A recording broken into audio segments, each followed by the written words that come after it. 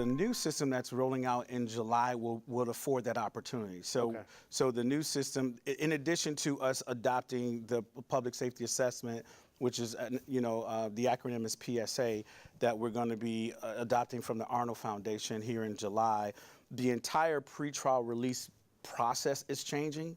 And so, and that's a little bit larger than our department because that involves all the other all the other key stakeholders.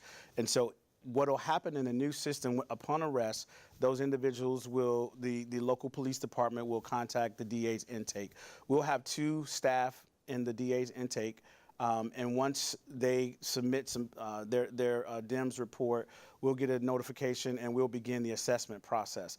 Some of the details are still being worked out, but in essence, what the new system will provide, it'll be 2 major changes in the new system. One, a person will be able to get a PR bond sooner than they've ever consistently been able to get throughout Harris County.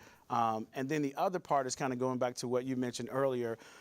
If a person is deemed high risk, they will not be able to be bond out before they get before a probable cause judge. So from a safety standpoint, those high-risk individuals will have to come down to Harris County Jail, and then they will go before a probable cause judge. Currently, in the current system, we don't know what their risks are because we cannot interview them, and so they're bonding out from that space. So there'll be an earlier opportunity, early presentment is what we're calling it for PR bond. A person would not be booked down, come down to Harris County Jail. So we're trying to get those things as early on in the process, and because we don't need an interview.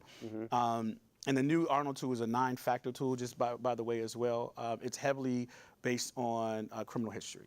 So what are your staffing needs? I mean, how many people do you need to effectively, how many people do you have now? And how many people do you think it will take to effectively implement the reforms and the changes that you want to see happen? So we started at about 100 staff. We just got approved for 13 additional staff. So we got 3 different divisions in our department. We have this assessment where we say assess the risk. The way that we looked at that, there's 84,000 arrests in Harris County, felony and AB misdemeanors. That vests down to about 7,000 a month. It's a little over 200 something per 24-hour shift, and it's about 78 per 8-hour shift. 7,000 misdemeanors a month? No, 7,000 felonies and misdemeanors. Oh, wow, okay. Yep, and so what ends up happening is that we wanted to staff up to be able to handle that volume in an 8-hour shift. Make sure we have enough people to handle potentially 78 assessments in an 8-hour shift. That's our assessment unit. The management part of it is that we wanted the caseload ratios to be manageable as well. So what we've done with those 13 new positions, and we want to thank the county commissioner court, all the 4 county commissioners as well as the county judge that approved that unanimously to give us those, which is unheard of as well, which is it shows to me in actions their commitment to the local reform efforts.